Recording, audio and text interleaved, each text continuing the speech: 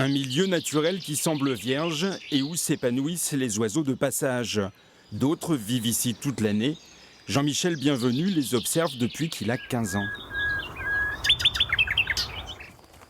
C'est qui ça? C'est un rossignol philomèle. Et il chante très fortement parce qu'il est en concurrence avec un de ses voisins qui est là le long de la haie. Vous voyez? Les inventaires, globalement, ornithologiques, se font très rapidement au niveau de l'oreille.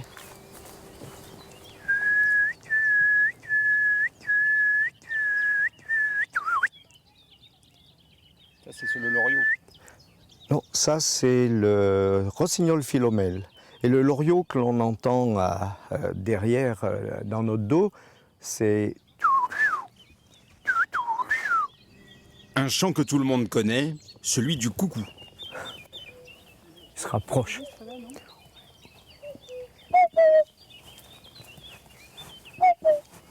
Il est posé quelque part. Je vais essayer de voir. Mais ce jour-là, il décide de ne pas se montrer.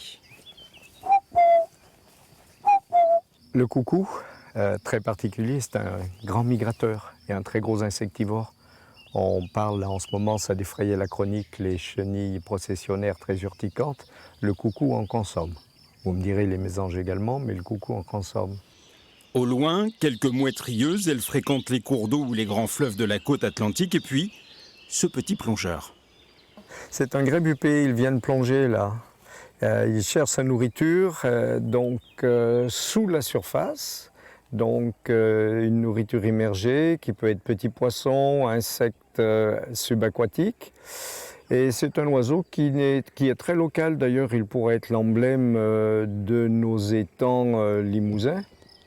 L'étang de la Casine héberge une héronnière, installée dans des arbres très hauts pour que les petits ne soient pas dérangés.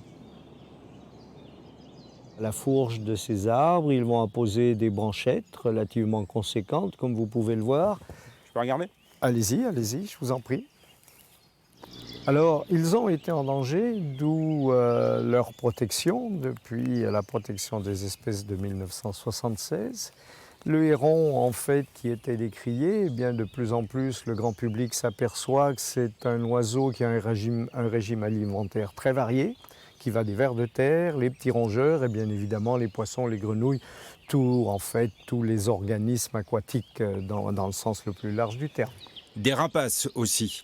Le milieu naturel est relativement bien protégé à l'étang de la Casine, malgré quelques rejets domestiques sauvages ou des pêcheurs qui contribuent à l'eutrophisation de l'eau en jetant des appâts.